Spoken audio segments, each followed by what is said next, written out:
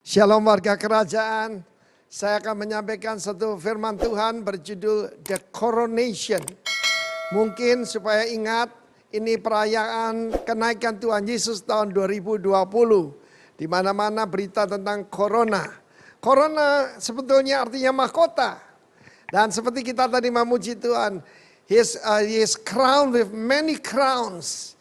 The crown di sana bukan Stefanus, mahkota kemenangan, tetapi mahkota sebagai raja. Because he is the King of Kings, he was crowned with many crowns. Nah, saudaraku yang kasih Tuhan, ingat apa dikatakan Rasul muda Timotius dalam 1 Timotius 3 ayat 16. Sesungguhnya agunglah rahasia ibadah kita. Dia yang menyatakan diri sebagai manusia. Dia mulai dengan inkarnasi. Lalu kemudian firman Tuhan mengatakan dibenarkan dalam roh. Karena dia datang sebagai imam menurut imamat Melkisedek. Menampakkan diri pada malaikat-malaikat. Dalam Injil Lukas isinya penuh dengan puji-pujian. Dimulai dengan nyanyian malaikat waktu dia dilahirkan. Lalu nyanyian Sakaria, nyanyian daripada Maria, pujian daripada Elisabet. Daripada Hana yang ada di bait Allah. Dan Lukas 24. Kenaikannya ditutup dengan mereka menyembah dia. Lalu kemudian dengan penuh sukacita setiap hari mereka memuji Tuhan. Dan kebangkitan daripada Yesus bukan berhenti di sana. Tapi dilanjutkan dengan apa yang kita rayakan hari ini. Kita sebagai bangsa Indonesia sebetulnya harus sangat bangga. Waktu Nabi Cindy Jacob bertemu dengan saya. Dan waktu itu dia berkhotbah untuk kenaikan Tuhan Yesus, dia tanya begini, oh, you Indonesian, you celebrate the ascension of Jesus. Saya bilang, of course, we love Jesus.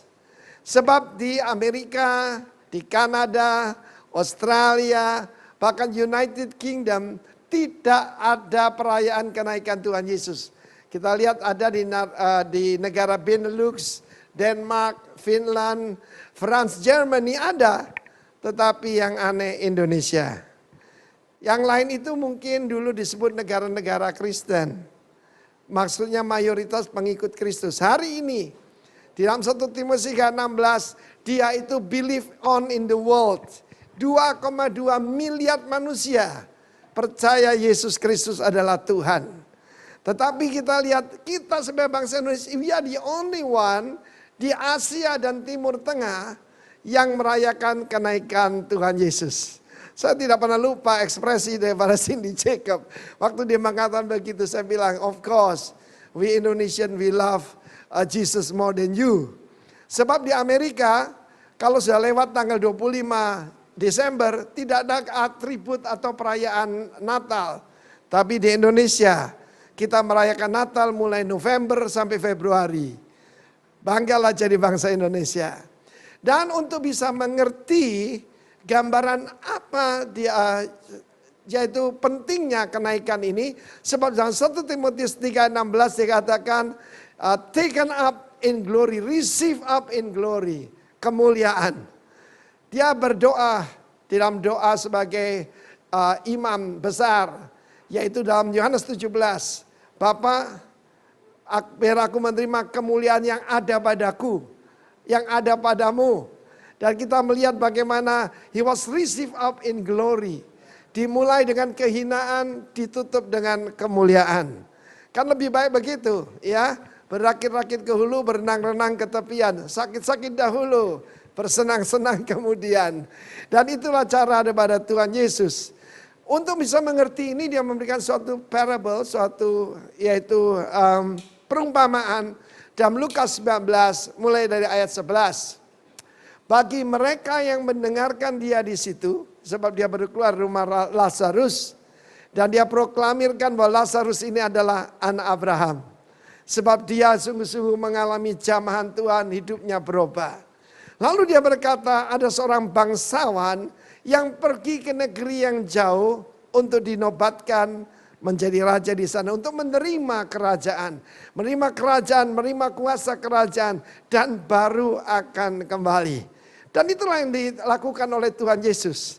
Jadi perjalanan Yesus tidak berhenti sampai kebangkitan. Kita tahu bagaimana banyak orang yang ngaku percaya Tuhan Yesus.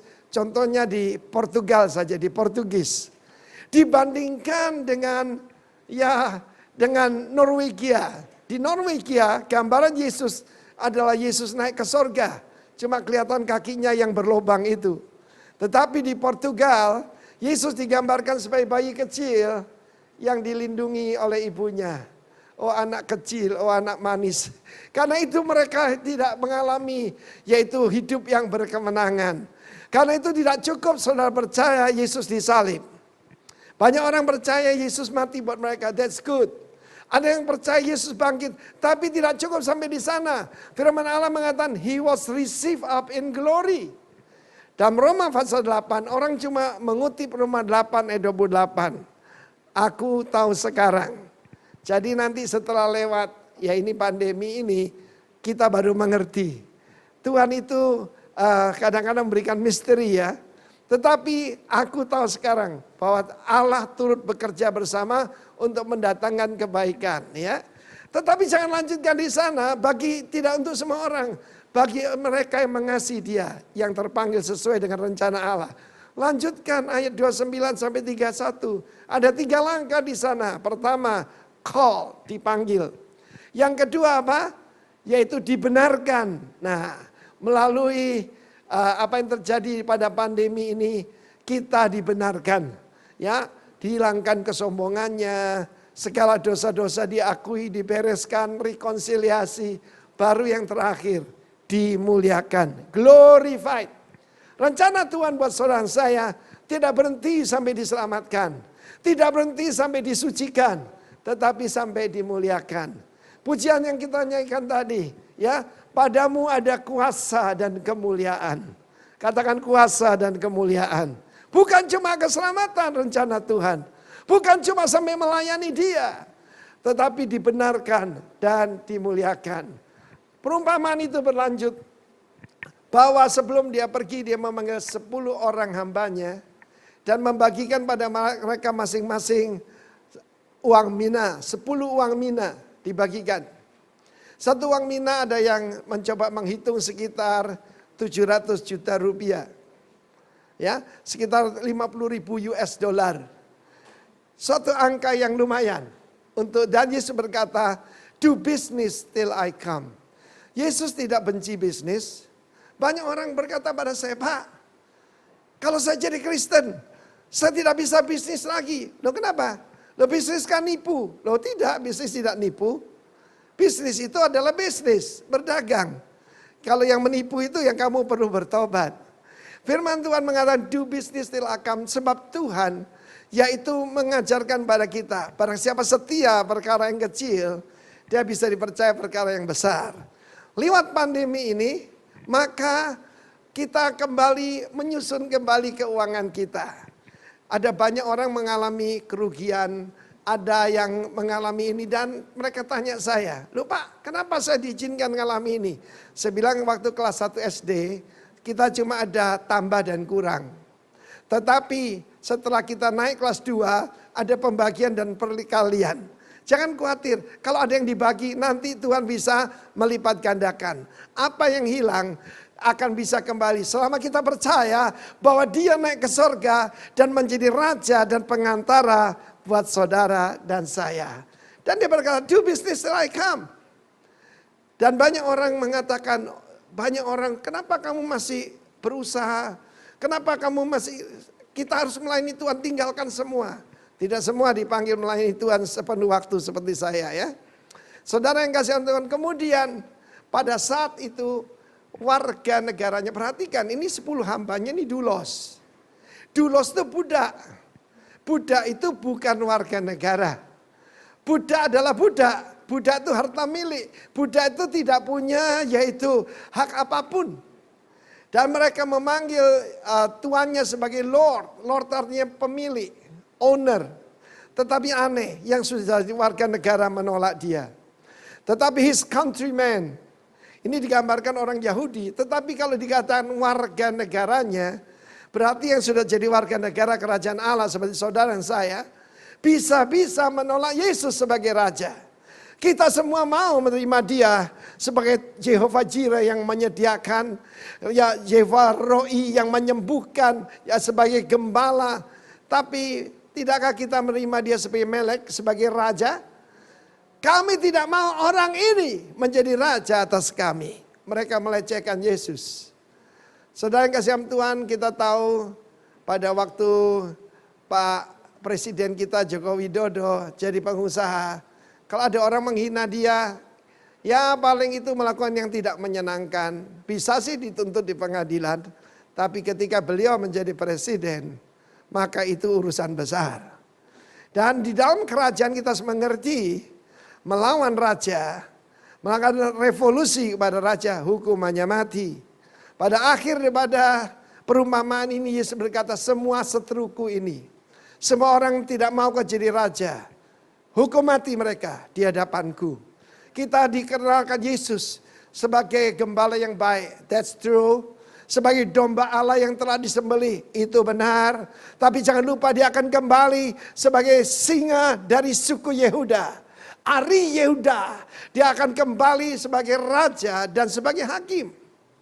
Kita lihat bagaimana Dia diangkat bukan cuma jadi raja, tapi imam besar agung. Nah, tanggal 31 kita akan merayakan hari raya Pentakosta. Yang kita rayakan ini hari ke-40 setelah kebangkitan Kristus. Maka setelah sabat yang sebelum Dia bangkit itu dihitung 7 kali dan ditambah 1 hari itu Pentakosta.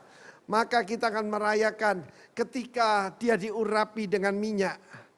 Maka sebagai raja dan sebagai imam besar agung, tubuhnya yang di bumi ada 120 murid, mereka yang menerima. Perhatikan, yang melihat Yesus naik ke sorga ada 500 orang.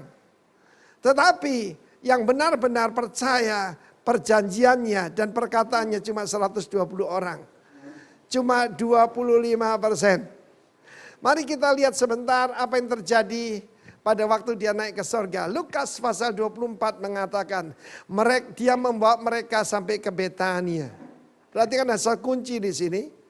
Betania itu artinya the house of the poor, house of poverty, rumah orang miskin.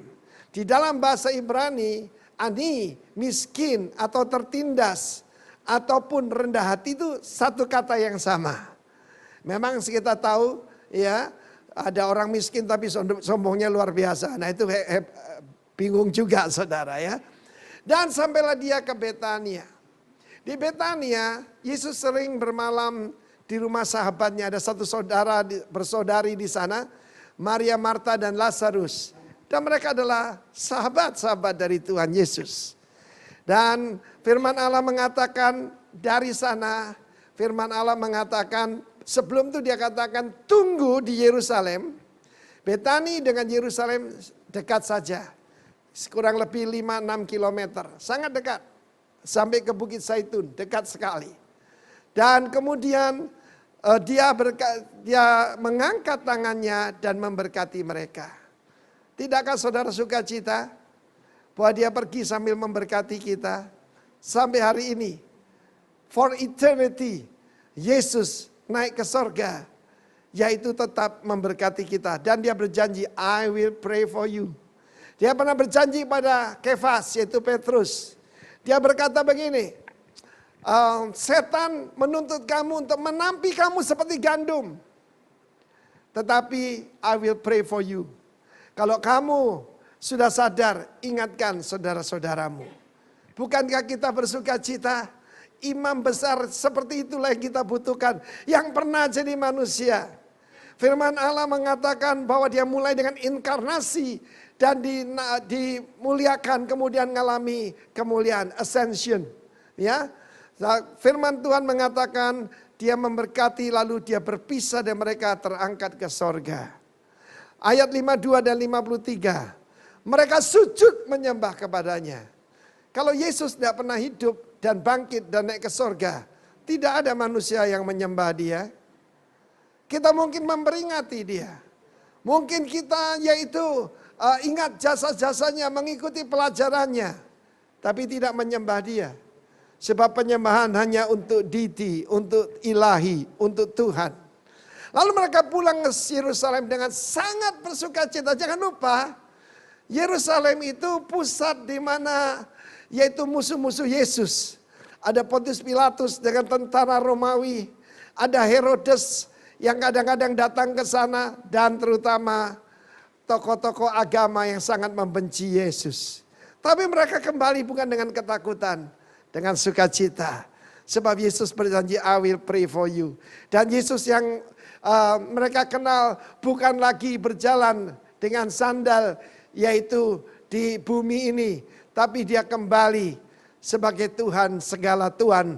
Raja segala raja. Mereka senantiasa berada dalam bait Allah dan memuliakan Allah. Kalau Yesus tidak bangkit dan naik ke surga, hari ini tidak mungkin saya melayani Tuhan selama 40 tahun, saudaraku. Ada perkataan senantiasa di sana. Mari kita lihat di dalam Kisah Rasul pasal yang pertama. Kita berbicara ketika raja itu, ini this is the purpose. Dia pergi untuk dinobatkan, ya. Dan Tuhan juga berkata, aku mempersiapkan tempat bagimu. Yohanes 14 ayat 1 sampai 6 itu seringkali tidak dihubungkan dengan ayat-ayat sebelumnya. Itu yang namanya out of context. Sebab kita tidak mengerti ayat-ayat sebelumnya. Ayat sebelumnya ketika yaitu dalam Yohanes 13 ketika Yudas pergi maka Yesus dipermuliakan. Yudas gambaran daripada segala yang buruk. Ketika itu dibuang dari hidup kita, Tuhan akan dipermuliakan. Tetapi yang menarik adalah Petrus bertanya, Quo vadis, mau pergi kemana Tuhan? Dalam bahasa Latin, Quo vadis, itu film zaman dulu ya. Pergi kemana Tuhan? Dan Yesus menjawab dalam Yohanes 14. Ya, dia berkata jangan khawatir, jangan takut hatimu, percayalah pada Allah, percaya juga kepadaku. Ya, kalau tidak demikian aku tidak memberitahu padamu. Sebab aku pergi ke rumah Bapa untuk mempersiapkan tempat bagimu. Di rumah Bapakku banyak tempat tinggal. Dan apabila aku sudah mempersiapkan tempat bagimu, aku akan kembali kepadamu. Karena itu kita yang hari ini merayakan the ascension of Jesus. Jangan seorang pun yang berkata, aku tidak mau dia jadi raja atas aku. Sebagai contoh saja banyak orang yaitu berdebat dan mempersoalkan tentang persembahan, tentang persembahan persepuluhan. Mereka tidak mengerti bahwa di dalam kerajaan Allah itu ada kewajiban, tetapi juga ada benefitnya. Ya, sebagai contoh, persepuluhan itu menguntungkan buat warga kerajaan. Saya percaya kalau orang, terutama di Indonesia sekarang, kalau ada orang coba-coba tidak membayar dan tidak mengisi SPT, mereka akan berurusan dengan pemerintah. Sebab pajak itu untuk kepentingan rakyat, untuk kepentingan kita. Itu sebagai contoh. Kalau Yesus sebagai raja, dia berkuasa atas keluarga kita, tentang kehidupan kita, bahkan keuangan. Kita harus mengerti apa artinya kerajaan. Semuanya milik raja. Jadi kalau hari ini ada saudara kehilangan sesuatu, saudaraku, sang raja pernah memberikan satu janji. Jangan kamu khawatir apa yang kamu makan, apa yang kamu minum, apa yang kamu pakai. Semua itu dicari oleh di luar kerajaanku, oleh bangsa-bangsa yang tidak mengenal Allah. Tapi kamu carilah terlebih dahulu kerajaan Allah serta kebenarannya. Semua ditambahkan kepadamu. Dalam Yohanes pasal 1, Kisah Rasul pasal pertama, ditujukan kepada Theophilus. Di dalam bahasa Greek kan tidak ada huruf besar. Theophilus ini mungkin bukan nama seseorang, tapi berbicara pada kita semua. Apa Theophilus itu? God lover, yang mengasihi Tuhan. Dalam khotbah saya yang terdahulu, saya menyampaikan tentang 2 Timotius pasal 3, ciri khas manusia akhir zaman. Pertama, cinta diri sendiri. Yang kedua, cinta uang. Yang ketiga, mencintai kenikmatan. Dan yang keempat, baru mencintai Tuhan. Dan saya berbicara pada semua warga negara warga negara surga yang mencintai Tuhan kita dan Raja kita. Selama 40 hari dengan bukti yang tidak terbantahkan, dia mengabarkan yaitu tentang kerajaan Allah. Biarlah hidupmu dan hidupku jadi bukti yang tak terbantahkan bahwa Yesus itu hidup, Bukan cuma bangkit tapi naik ke surga dan sedang memerintah. Ada beberapa lagu yang mengatakan Yesus akan memerintah. Berarti sekarang menganggur dong? Tidak. Dia sedang memerintah. Tidak tahu apa yang sudah hadapi hari ini. Karena itu saya heran juga dulu diajarkan kalau berdoa itu berbicara pada raja kan. Itu nunduk, pejamkan mata. Tiru Tuhan Yesus sendiri. Dalam Yohanes 11 di depan kubur Lazarus, dia melihat ke langit, ya. He lift up his eyes dan dia berkata, "Bapa, aku mengucap syukur kepadamu bahwa Engkau selalu mendengarkan aku. Karena itu bukan untuk aku tapi bagi mereka semua di sini, biar mereka percaya bahwa Engkau yang mengutus aku. Lazarus, keluarlah." Dan orang yang mati 4 hari itu keluar. Dia menunjang segala sesuatu dengan firman-Nya penuh dengan kekuasaan. The word of power. Yesus di bumi saja begitu berkuasa, apalagi sekarang. Dia berkata, lebih baik aku pergi. Sebab kalau aku tidak pergi, Roh Kudus tidak akan datang padamu. Salah satu lagu zaman dulu yang saya suka adalah My God is real. My God is real, for I can feel Him in my soul. Saudara warga kerajaan yang saya kasihi, firman Tuhan mengatakan ketika dia kembali, dia memeriksa hasil dagang kita masing-masing. Firman Allah menunjukkan ada orang yang paling rajin. 1 itu jadi 10. Tapi apa artinya itu? Dia seorang budak. Dan inilah reward daripada sang raja itu. Hambaku yang baik dan setia. Engkau telah setia dengan perkara yang kecil. Berapapun miliar triliun yang kita kelola. Ataupun keluarga yang kita dipercayakan Tuhan, jemaat yang Tuhan percayakan, berapa besar, berapa kecil, tidak penting. Yang penting baik dan setia. Biarlah melalui pandemi ini kita menjadi orang yang lebih baik. Bukan bitter atau pahit, tapi better. Setuju pasti. Dan dia katakan, kuasailah 10 kota. Diangkat jadi gubernur. Coba renungkan sebentar. Apa budak bisa jadi gubernur? Pertama-tama dia harus cuma jadi warga negara. That is the great thing dalam kerajaan Allah. Bahwa yang menjadi warga negara kerajaan Allah itu diangkat menjadi raja. Firman Allah dimulai dengan cerita seorang bangsawan. Bangsawan bahasa aslinya eugenes. EU itu you, artinya baik. Genes, keturunan yang baik. Bangsawan. Contoh, nama putra ketiga dari Pak Jokowi itu Kaisang. Kai itu bahasa Jawa ya, itu. Sang itu artinya bangsawan. Orang yang punya keturunan raja. Padahal dia kan orang biasa ya. Tapi nama itu berpengaruh ya. Luar biasa. Tapi saudara dan saya diangkat jadi prince and princess of the kingdom of God. Yang kedua, cukup berhasil dari 1 menjadi 5. Dari 1 menjadi 5. Setiap daripada kita dikasih modal yang sama. Setiap daripada kita dikasih waktu yang sama. 24 jam dalam sehari, 7 hari dalam seminggu. Tidak ada yang lebih, tidak ada yang kurang. Setiap daripada kita punya kesaksian pribadi pertemuan dengan Tuhan yang tidak sama dengan yang lain. Saya melipat gandakannya dalam hidup saya selama 40 tahun. Saya masih ingat, saya tidak mau dibilang hamba yang jahat dan malas. Hamba yang kedua ini disuruh menguasai 5 kota. Diangkat jadi bupati. Tetapi pertama diangkat jadi warga negara. Diadopsi jadi putranya raja. Kalau kita melihat film Spartacus, kita melihat film Gladiator. Mereka mempertaruhkan nyawanya untuk apa? Supaya dapat kemerdekaan. Dapat kemerdekaan belum jadi warga negara. Banyak orang puas dimerdekakan dari dosa. Dimerdekakan karena kelahiran baru itu adalah proses kewarganegaraan. Yang kedua diangkat jadi bupati di bawah gubernur yang tadi. Tetapi ada satu yang lain. Dia berkata, aku takut kepadamu. Aku tahu kau ini Tuhan yang keras. Yang mengambil di mana engkau tidak menaruh.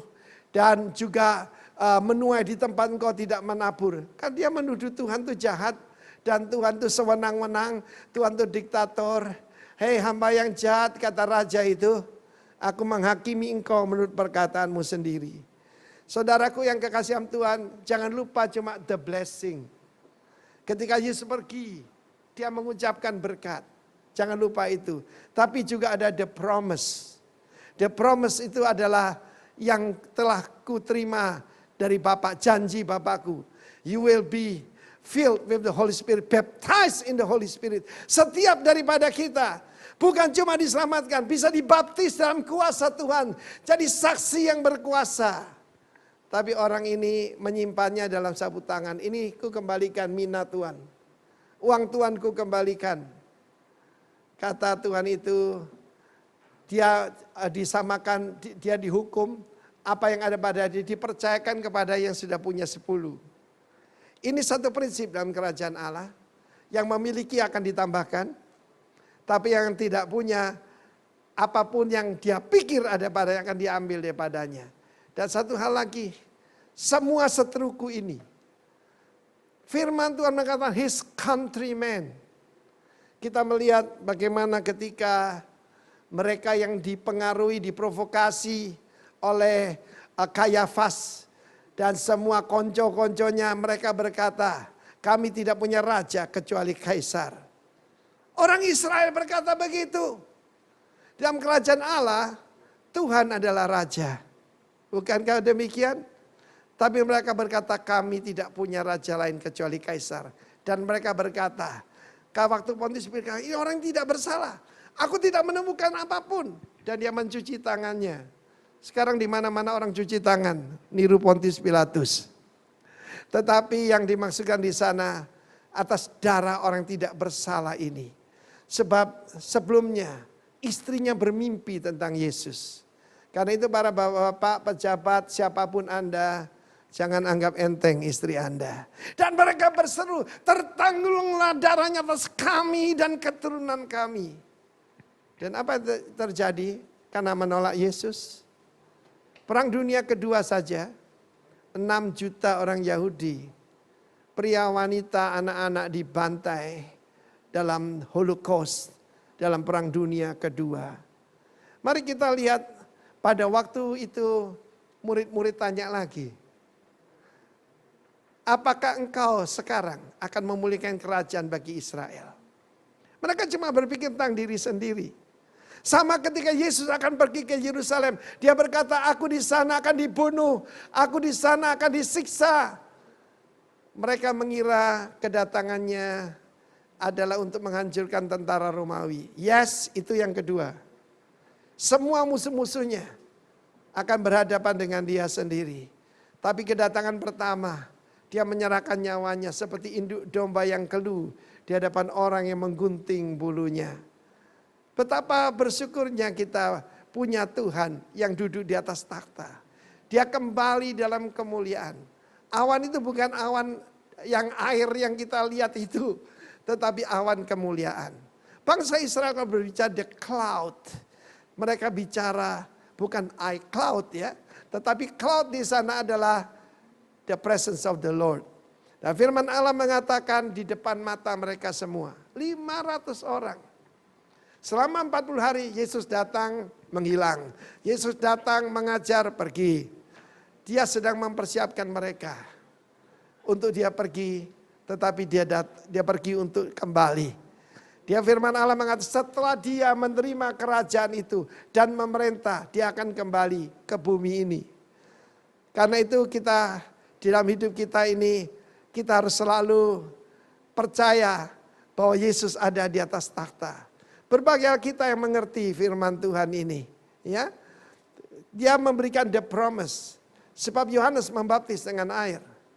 Tetapi tidak lama lagi, 10 hari kemudian. Kalau kita baca di dalam Kisah Rasul pasal kedua, when the day of the Pentecost has fully come. Ketika hari Pentakosta datang, itu Shavuot, itu hari penuaian. Itu hari yaitu penuaian besar-besaran. Saya percaya apa yang terjadi di seluruh dunia. Maka kemuliaan Tuhan, pengetahuan kemuliaan Tuhan akan menutupi bumi ini seperti tsunami. Seperti air menutupi lautan. Karena itu jangan khawatir dengan apa yang sedang terjadi. Jangan berkata sampai kapan, sampai kapan, sampai kapan. Ingat the coronation. Kalau ingat corona, jangan ngeri. Tapi the coronation of Jesus. Yesus pergi untuk dinobatkan menjadi raja. The wealthy prince dinobatkan jadi raja. Tapi dia datang kembali akan bertanya kepada kita, apa yang kamu hasilkan? Dalam hidup saya tidak punya banyak talenta. Ya, suara saya menurut Pendeta Krismanus sama suara saya serak-serak hancur katanya. Ya, main gitar bisa sedikit. Ya. Tetapi saya punya modal. Satu mina itu. Kesaksian saya disembuhkan dan diselamatkan oleh Tuhan. Saya pergi kemana-mana memberitakan itu saja. Dan dulu saya dipanggil pengkhotbah satu ayat. Kenapa? Modal saya Kisah Rasul 4 ayat 12. Bahwa di bawah kolong langit ini tidak ada nama lain. Tidak ada. Ya, yang olehnya kita bisa beroleh selamat kecuali oleh Dia, Yesus Kristus. Dalam hidup saya, tema saya mengikuti apa yang dikatakan oleh Youth with the Mission, ya, yaitu to preach Christ, to know Christ and to make Him known. To know Christ, to make Him known. 40 tahun dengan modal yang satu itu, look what the Lord has done. Karena itu setiap ada saudara, saya kira tidak kebetulan, hanya bangsa Indonesia yang dulunya kita tuh minoritas banget. Ya saudaraku, tapi kita sedang merayakan kenaikan Tuhan Yesus sejak negara ini berdiri. Bukankah itu sesuatu tanda yang luar biasa? Kita memberitakan bukan cuma the risen Christ, tetapi the ascending Christ. Kristus yang naik ke sorga. Dan dia diterima oleh Sang Bapa dan duduk sebelah kanan Allah Bapa. Artinya segala kuasa yang di langit, di bumi, di bawah bumi. Yesus berkata, segala kuasa telah diberikan kepadaku. Karena itu pergilah. Dia berkata pergilah. Ya, beritakan pengampunan dosa. Beritakan keselamatan. Beritakan kepada segala bangsa. Segala sesuatu yang kuajarkan kepadamu. Dan ketahuilah dia berjanji. Aku menyertai engkau sampai dengan akhir zaman. Kisah daripada cerita bangsawan yang diangkat jadi raja ini menjelaskan yang jelas tujuan. Tapi jangan lupa juga dia berkata, aku pergi untuk menyediakan tempat bagimu. Dan di mana Kristus sekarang, kalau ada orang mengejek Anda, kamu sebut Tuhan, Tuhan, di mana Tuhanmu? Katakan dia ada di sorga. Dia sedang memerintah, bukan akan memerintah. Dia punya kuasa di atas segala yang nama yang boleh disebut. Karena itulah murid-murid kembali ke Yerusalem dengan penuh sukacita. Mereka punya berita, bukan cuma Yesus yang bangkit. Mereka punya berita Yesus yang kembali ke sorga. Yohanes Pembaptis mengatakan, tidak seorang pun menerima kemuliaan kecuali diberikan dari atas. Dia berasal dari langit, dia berasal dari Allah Bapa dan kembali kepada Allah Bapa. Kiranya kita semua dikuatkan dengan message yang saya sampaikan hari ini. The coronation, yaitu Yesus dimahkotai sebagai raja di atas segala raja, dan sebagai Tuhan di atas segala Tuhan, dan sebagai imam besar agung menurut imamat Melkisedek. Karena itu semua saudara yang mendengarkan berita ini, kalau saudara lihat sekeliling saudara, you will be distressed. Kalau engkau melihat dirimu sendiri dan kemampuanmu dan penghasilanmu yang berkurang, you will be depressed. But you look up to Jesus. Jadi jangan lockdown ya, look up. You will be at rest. Dan saya berdoa, apa yang dikatakan Yesus terjadi pada saudara. Semuanya itu kukatakan padamu, Yohanes 16 ayat 33. Supaya kamu beroleh damai di dalam aku. Di dalam dunia, kamu akan mengalami aniaya. Tapi kuatkan hatimu, rejoice. Sebab aku telah mengalahkan dunia. Dia mengalahkan daging, mengalahkan dunia, mengalahkan kuasa kegelapan. Dan dia ada di sorga. Dan kabar baiknya dia akan datang kembali. Saya percaya ketika awan itu menggambarkan juga tentang yang akan datang. Yaitu pengangkatan jemaat, rapture. Ascension itu cuma gambaran, a glimpse of rapture yang akan terjadi. Dunia akan makin gelap, tetapi kerajaan Allah akan makin penuh kemuliaan. Tuhan memberkati kita semua. Marilah kita berdoa. Sekarang belajar tidak tunduk, tapi lihat ke atas. Saudara lihat sekitarmu, you will be distressed. Saudara lihat diri sendiri, you will be depressed. Ini perkataan Rick Warren. But look up to him, you will be at rest. Mari angkat tangan ke atas. Dan bayangkan dia sedang memberkati saudara. Dari atas takhta itu dia memberkati saudara. Stefanus melihat langit terbuka dan dia melihat anak manusia berdiri. Bukan lagi duduk tapi berdiri untuk menyambut hambanya yang sedang dirajam dengan batu. Karena itu saudaraku, mari kita ucap syukur. Bapa, dalam nama Tuhan Yesus, biarlah kami mengerti hari ini bahwa Kristus bukan ada di kubur. Bukan lagi yaitu masih disalib. Tetapi engkau bukan cuma bangkit. Tapi engkau ada di sorga. Dan engkau sedang memerintah. Bukan akan memerintah segala bangsa. Dan apapun yang kita hadapi saat ini. Semua tidak terlepas daripada rencana Tuhan. Biarlah rencanamu Tuhan tentang revival di seluruh dunia. Bahkan kami bawakan Indonesia kepadamu. Bukan kebetulan Tuhan. Indonesia begitu banyak akan ada tuaian. Dan kami merayakan hari ini.